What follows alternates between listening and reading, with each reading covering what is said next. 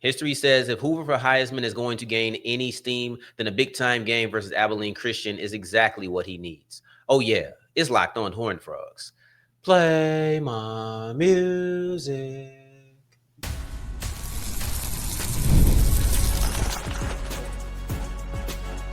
You are Locked On Horned Frogs, your daily podcast on the TCU Horned Frogs. Part of the Locked On Podcast Network, your team every day.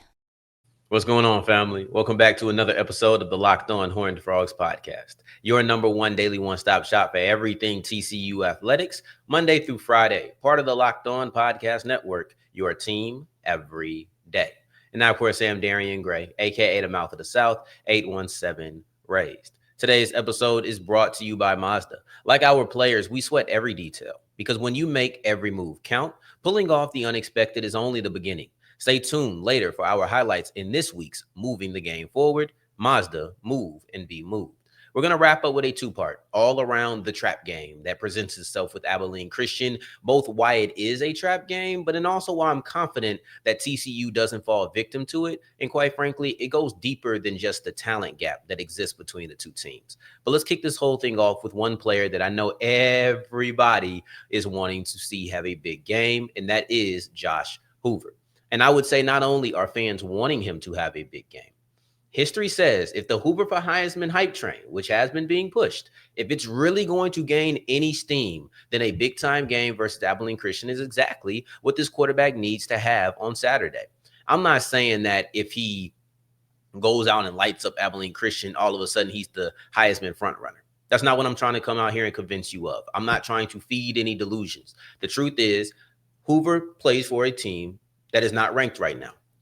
So when you're talking about stacking moments, it's imperative because once TCU steps into the limelight, which I do believe they'll do by the end of the season, you need to be able to go back and look, say, okay, well, you have this, you have this, you have this, you have this. There's different things that I can say, he checks this box, he checks that box, he checks this box. And one of the boxes that recent history would tell you Hoover should check is the FCS success box. If you go over the last five Heisman winners, the last five Heisman winners, excluding 2020. I thought that was such a strange year that oftentimes when going back into history, you had cancellations, you had too many things. I like to take that year away.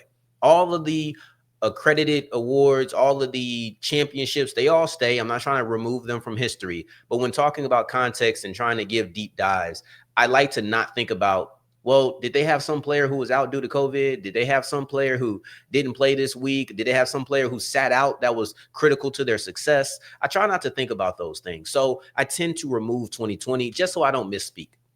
So I have 24, 23, 22, 21. Then I go to 2019. And if you go through those 5 years, 4 of the 5 actually played FCS competition, and 3 of the 5 had really good showings. And I think that history would tell you Hoover needs that. Because being a Heisman winner is more than just team success. It's a big deal. Yes, you need to have a successful team. I'd say 8, 9 out of 10 times you need to have a successful team. But you also need to have a Heisman moment, and you need to have raw numbers. Is Abilene Christian going to provide Hoover with a Heisman moment? No. But what they can do is give you a this is what you're supposed to do moment, which I think is important. You got to show that when everything is expected of you, you can do that. And then also do the unexpected. But first you have to show you can do the expected. So what Abilene Christian can do for Hoover is A, check the box of performing how you're supposed to when we expect you to perform, being a reliable player. But then most importantly, it helps you with the raw numbers. A lot of times you see these games and people try to run it up. I think that late touchdown versus North Carolina, I'm not going to say it was made to get the Heisman case, but it's those type of plays where people are like, why is Hoover still in the game? Well, he throws a touchdown. Maybe 10 weeks from now, no one's saying, well, how did that one touchdown versus North Carolina got to subtract the 1 and you got to divide the 3? Like, no one's saying that when it comes to statistics. So raw numbers are important. And if you can run up those raw numbers versus Abilene Christian, it's going to do wonders for you. When I say history suggested, I don't want to just tell you and you take my word for it. Let me go and run down some of the numbers of the recent Heisman Trophy winners and how they performed against FCS competition. And you'll see that the majority of them, if they played, have played really well. And I think that just helps with numbers. And that's it. 2024, Travis Hunter had 3 receiving touchdowns in the season opener versus North Dakota State. Now, obviously, we know that Hunter is a hybrid of a wide receiver and a cornerback, but to have 3 touchdowns in a game, impressive. Now, these running up the stats they don't just have to happen against FCS schools. Matter of fact, they shouldn't just happen against FCS schools because you don't play enough FCS schools. But you see 3 touchdowns from Hunter. And as I continue going, you're going to see a repeated trend of high numbers. You might not get those numbers in conference play. It might be a little bit tougher to get those numbers in conference play. But when you're playing a competition or you're playing down a little bit in competition, you want to be able to run those numbers up. Also, he just looked like a star in that game. I remember that game. He looked like a star. And that's what you want from a non-statistical standpoint. Josh Hoover should step in against Abilene Christian and look like a star. Now, are all of the headlines and all of the eyes and cameras going to be on TCU versus Abilene Christian in the same way that it was on Colorado versus North Dakota State? No. So I don't think that looking the part is as valuable. It's necessary, but it's not as valuable because it's not going to catch as many highlights. But those numbers, if you can get 350, 370, if you can run those numbers up versus Abilene Christian, it's going to go a long way for you. Now, let's look at a quarterback who did run those numbers up. And that is the 2023 Heisman Trophy winner, Jayden Daniels. Now, Daniels, he had a lot of dynamic moments. He had a lot of games. But when he faced Grambling, he had 5 touchdown passes. Like I said, you're going to need the whole storm. This is not a end-all, be-all. I do think if you struggle versus Abilene Christian, it's going to be very difficult to get the Heisman. But if you succeed and do what you're supposed to do against Abilene Christian, you're just checking a box that, in my opinion, is necessary, but it's not going to win you anything. It's not going to move you forward anywhere unless you have like a 400-yard game or something. If Hoover does that 400 yards, 4 touchdowns, or if he has a 5-touchdown game of his own, like Jayden Daniels did, I think that now we're talking about, okay, let's pay a little bit more attention to Josh Hoover, which we already should have been doing at the beginning of the season. And he had a good moment at the beginning of the season against North Carolina.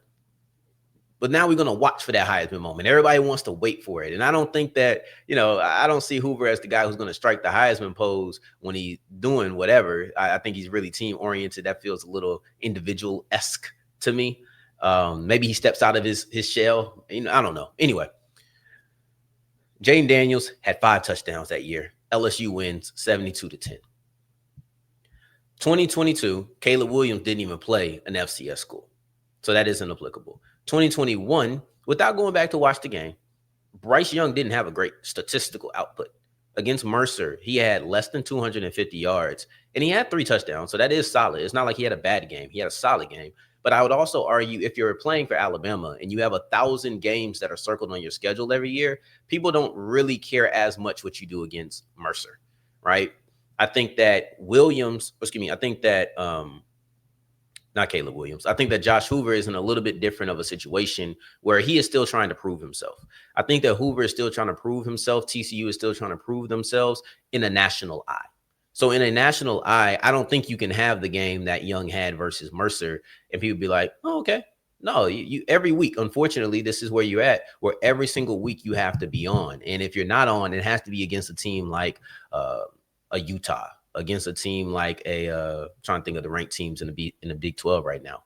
But I want to say BYU so bad, but I know they're not there. I think Tech might be on there, right? Like I'm not trying to name, you don't play either one of those schools, ironically, but still, those are the type of games where maybe you could struggle. Anyway, now you go to 2019, and Joe Burrow had a productive game. What's weird about that is they had so many great games in that 2019 season, greatest season I've ever seen.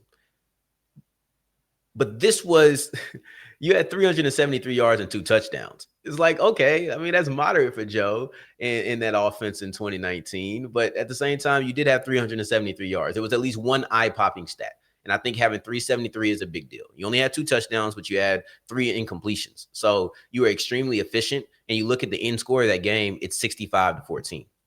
I forgot to mention Alabama won that game 48-14. So I would say that Burrow, I would say that Daniels, and I would say that Hunter all had big-time games versus FCS competition. And for Hoover, I think it's important. Like I said, you're trying to prove yourself. You're trying to, I don't want to say you're trying to prove yourself because I think people who are watching know, but you haven't garnered that attention yet. You haven't garnered that attention yet. So you can't have a so-so game. I think it's going to be really tough to win the Heisman with a so-so game against Abilene Christian. But this is, to me, this is going to be really fun. I expect him to have a big time game. And I just wanted to go through the history of Heisman Trophy winners to express what the value is of having a big time game versus an FCS opponent. It's not that it's going to win you the Heisman. It's not that it's going to make you the front runner in the Heisman. It's that when at the end of the season and we're trying to compile raw stats, no one's going to think that you got 375 yards versus Abilene Christian. No one's going to say, all right, well, we have to make sure that we deduct that by 100 because it's a lesser competition. No one's going to take your touchdowns from there and say, all right, but each of these touchdowns only count for half because it was against lesser competition. With this game against Abilene Christian, and I hate to be so disrespectful because I actually feel like I am to a degree, because this is a talented team. And looking at them through the lens of only being food for Hoover's Heisman case is a tad bit offensive, but I don't have to play the game, so I can do these type of things. But at the end of the day, playing against an FCS team gives Josh Hoover the opportunity to go in and have really big time numbers that at the end of the season look even better because we're not caring about the context. We just care about the numbers. So if it's a late touchdown, if it's 4 touchdowns on the day, maybe 1 on the ground, whatever it may be, get some huge raw stats on Saturday. But if you're going to look at it through a team aspect, you want to look at the trap game. Why this is a trap game and why I don't think that the Frogs will fall victim to it. Let's break those two things down as we do segment 2 and 3 of Locked On Horned Frogs. This episode is brought to you by Mazda's Moving the Game Forward. And for those who believe it's not just about playing the game, it's about redefining it. There are movements that do more than just put points on the board, right? The amazing one-handed catch, the toe-tapping catch that we see on the sideline. There are certain plays that aren't just about the points on the board. They make you say, ooh, ah. They move the crowd, move the culture, and keep moving the game forward. Well, in this week's moment that moved the game forward, typically we look at something that happened already. I want to look forward to the game that is, or excuse me, the moment that will be Josh Hoover's big time stats, right? At the end of the day, how are we looking? What are we looking at the big time moments? These are the things that I'm looking for to move the game forward. When you follow what moves you, the unexpected is only the beginning. And just like there's more to every highlight, there's more to every Mazda vehicle. Matter of fact, go get one for yourself. Mazda, move and be moved. As we continue rolling on today's episode of Locked On Horned Frogs, I appreciate you for making this your first listen of the day every day. And remember, just because the mic cuts off does not mean that the journey is over. It just means it's time to follow me on Twitter at South Exclusives. Starts with an S, ends with an S. Now, I want to make one thing perfectly clear. I do not think that TCU is going to fall victim to a trap game versus Abilene Christian. Do I think it is possible? Yes. And I would say it's on a scale of any given Saturday to very likely, it's slightly above any given Saturday. I really do think that this is a quality football team and they're facing another quality team, but I just think TCU is the better squad. However, I think that the possibility of a trap game is way too prevalent to not discuss. Let's pull the curtains back though. I was a little bit hesitant on whether or not I wanted to attack the trap game, and then also how deeply I wanted to attack the trap game. Those are two things that I was very unsure about. Now, what gave me the confidence is looking at the midweek presser, and the reason I was unsure is because I did this on Monday. I approached it on Monday slightly, but I think I did it more of a lesson through this quote I saw from Tulane and everything with that. I thought I approached it through a different lens. I didn't think I broke down all of the reasons it could be a trap game. When I heard Coach Dykes, and then I heard Canada, and then I heard Bennett, and I heard all of these people talking about it throughout the press conference and the weekly presser, I said, yes, this is too big of a story to ignore. My head is in the right direction. My feet are pointed the right way. So let's talk about the reasons this is a trap game, and then we're going to close out today's episode on why I think that TCU beats the trap game. But number one, there is, in my opinion, no doubt that this is a trap game, and this is the highest form of a trap game. When you look at all of the factors that mix together for TCU versus Abilene Christian, this screams trap game. Had a big time win versus North Carolina. Then you had a week off. You had a week off to do whatever. Sit with your win, sit with the emotions. Got to understand, this was an intense victory. This was one where no one talked about you. Everybody counted you out. Matter of fact, I don't even think they referenced you enough to count you out. You were just disregarded and pushed to the side. So that disrespect factor that came in on a Monday night where you're the only game, the last game of the week, and you play that against Bill Belichick, you win and you come out with a high. To sit for a week, either sit with that moment or to sit and cool down. And then you have big time games after this Abilene Christian game. You could be caught either looking back on what you already did or looking forward to what you have to do. And this is lower competition. You look at all of the factors. This is the highest form of a trap game. So let's break them down a little bit deeper. So when you look at the pure, these are the first two. The top two are the easiest reasons on why this is a trap game. FBS versus FCS. At the end of the day, FCS teams are a lower competition. That is true. And a lot of people are going to look at them like that. Have we ever seen an FCS school come and beat an FBS school? Yes, we have. Is it something that we should be shocked if it happens again? No, we shouldn't. Like, I think everybody's aware that upsets happen. But I think a lot of people are like, that ain't going to happen to me. I think a lot of people are like, that's not going to happen to me. I don't have to worry about that. I'm TCU. That's Abilene Christian. You know what I'm saying? Like this is a reasonable way to think if you're talking about fans do it. So I was going to put it on the kids like, hey, these children, they're young adults, whatever. Listen to me. I'm not even old. Sometimes I get in my fake old bag. It's funny to me when I just start talking about 22-year-olds as if they were in pre-K when I was graduating or something. Like, we're not that old. We just barely missed each other. But anyway, but I think that it's easy to fall victim to that when you're like, man, I'm TCU at the end of the day. I'm TCU. Abilene Christian is going to come out and beat me. I should beat them. And I think that honestly, when it comes to trap games, we can talk about distracted mindsets, but I also think the overconfidence and the hubris is one of the things that is the most deadly. It may be the biggest obstacle. We're supposed to be talking about the competition level. We're supposed to be talking about the high of playing North Carolina. But at the same time, that hubris, to me, actually is one of the most deadly things. It's the I'm supposed to win. And that doesn't always have to include a step down in competition. It doesn't, right? Like, in my opinion, there is no step down in competition in the NFL. Yet I still think trap games exist. I still think that teams feel like, oh, I'm just supposed to beat that school or beat that team if we're talking about the NFL. Right? Like, I think those things still exist. In that confidence and in the hubris, it leads to you overlooking a team. It leads to you catching them off guard or being caught off guard, I guess. It just depends on what, reference you're looking at it from. But it's easy to sleep on an FCS team. That's basically what I'm trying to get at. And I think that most teams at a P4 or most players at a P4 probably feel like there is a decent sized gap to where maybe I could go half speed or I can go half effort or half dedication and I can still win this game because there is a gap between where I am and where they are. And if they were where I was, then they would be where I am. That's not necessarily the case. And that's how upsets happen. That's how upset happened, man.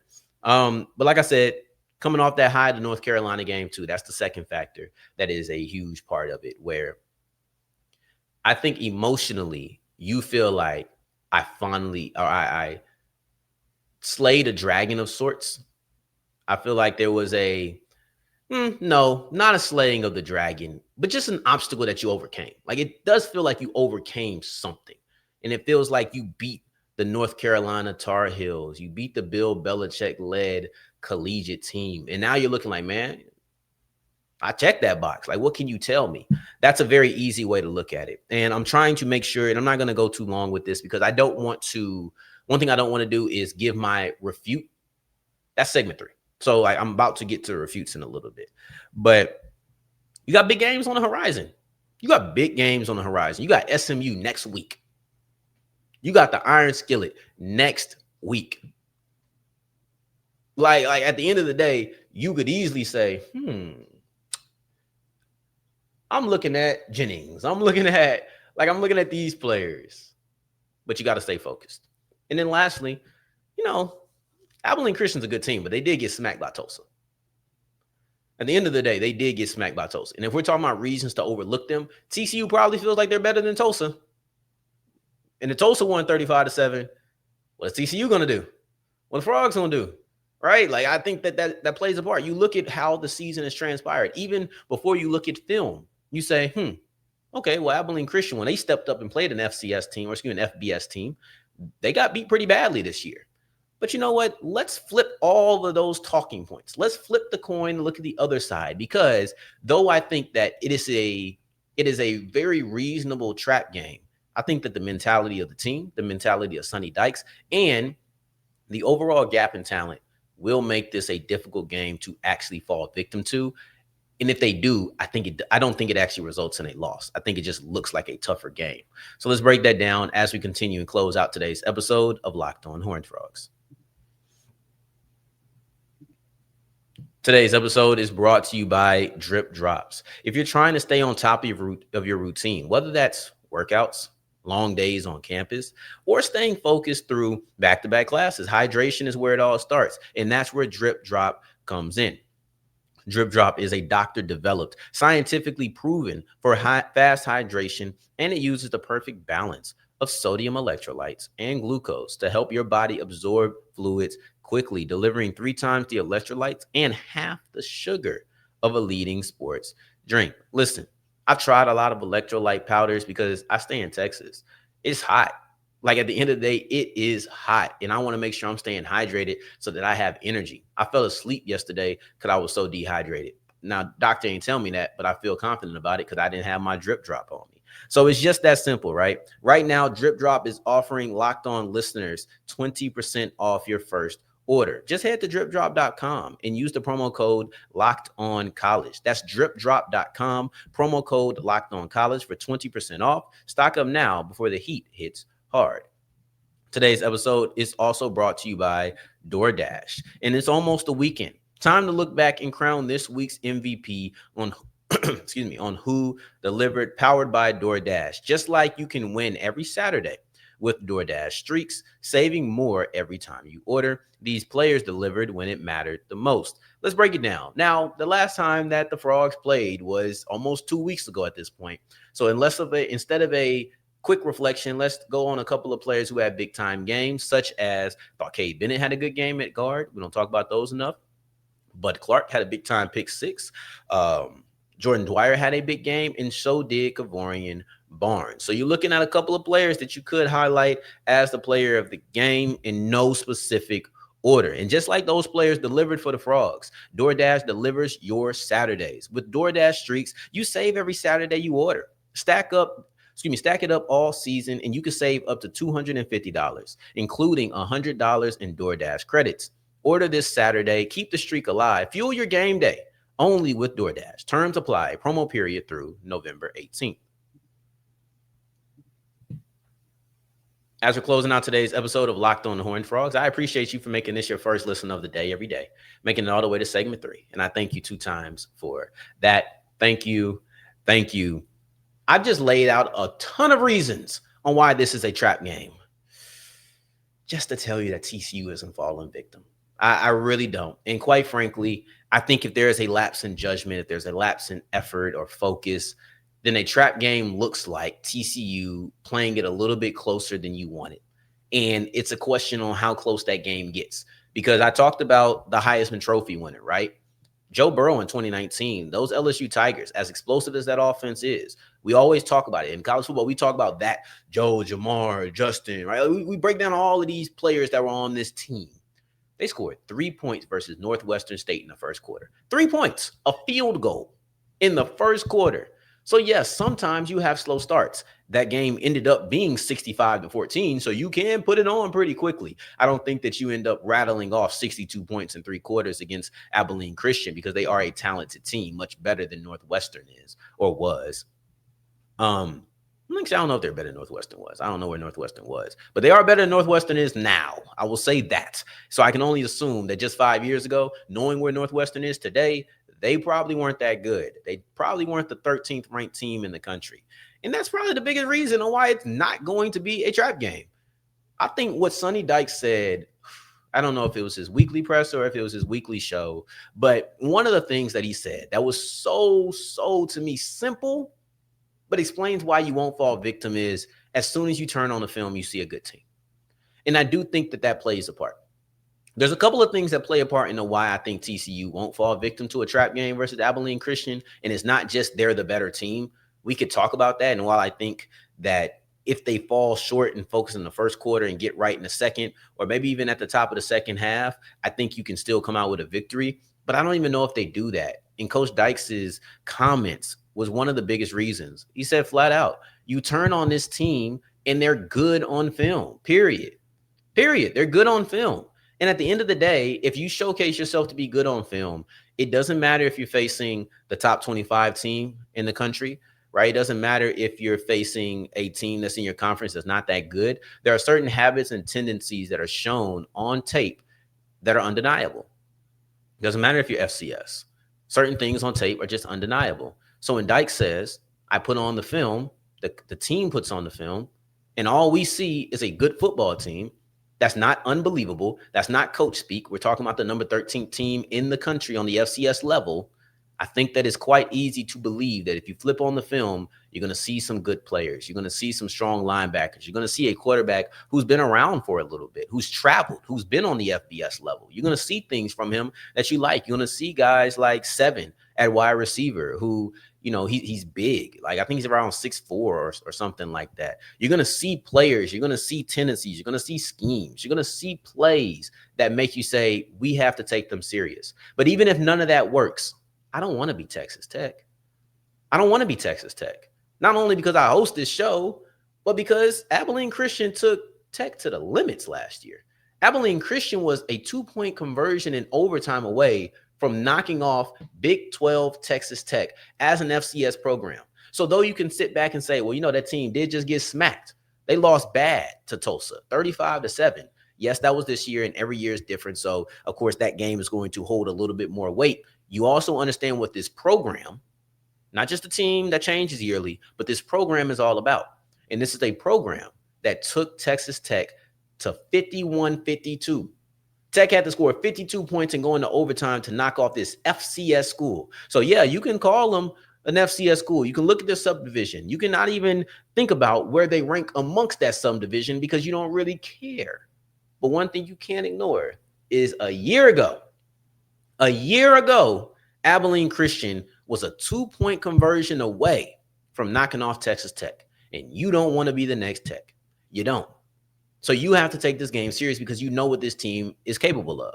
Yes, they have different pieces and things have changed. It's not the same team. But I don't think that Dykes is preaching it that way. I don't think he's saying, well, you know, they don't have their quarterback anymore. Like, you're not looking at it that way. You're looking at it as, look what this program did to Texas Tech. Do you want to be that? And I think that's probably the biggest reason. And just the mentality is there. You see it from Dykes. You see it from Bennett. You see it from Canada. And I thought Bennett had a great quote where he's like, man, this is their Super Bowl. This is their Super Bowl. And I think when you have that mentality of this team is hunting you, this team is hunting you more than probably the majority of teams you'll face this year. If we're just being honest, TCU will not be in a position to be hunted like this in any other game, in my opinion. There'll be games that are more important. There'll be games where the stakes are higher, but they trying to make a name on you. You know, it's like when Gambit stepped out. I'm about to make a name for myself here, right? Like, that's the things, that's the mindset, that's the process that you have to look at. Those are the process that you have to go through when you're talking about facing Abilene Christian, because they are trying to make a name off of you. They want to be the number 13 team in the country on the FCS level that goes and beats a fringe top 25 team. Because guess where they're going? On their subdivision, they're jumping into the top 10. It's your job to make sure that doesn't happen. I said it Monday. I think I might have ended Monday's episode with this. So allow me to end Friday's episode because the temperament and the tone is very similar. You have to knock off Abilene Christian. We talked about the value of that when it comes to Josh Hoover. We talked about where you are in relation to the Wildcats. I love this saying. Once you have your foot on their neck, put your heels through the dirt. And I think you start this game off with your foot on the neck of Abilene Christian because you are the better team. You need to quickly take hope away. You need to quickly take excitement away. The air should be out of the building. Well, actually, the air should be full because it's a home game. But the air should be out of the team by the end of the second quarter. By the time we going into halftime, Abilene Christian should be sitting here like, man, All right, let's just go ahead and finish strong. Let's get out of here with no injuries. As someone who has coached, or not coached, who has covered the FCS football for years, trust me, there are coaches who feel that way. And once you get to a certain point, I think the majority of them do. But anyway, tomorrow, trap game, avoid it. Trap game, avoid it. We'll have an episode up shortly after the game. May go live, may record it and drop it right after. I'm not sure, but you will see my face late night. Games at 7, should be over around 10, 10:30. Darrion will be up here. I'll be getting tired, but we're gonna get active. I got to get right because we got an 8 o'clock game versus Arizona State in 2 weeks. 2 weeks. So yeah, shout out to playing on the West Coast. In the meantime, in between time, until the next time that we hear each other, family, take care, stay blessed. Peace.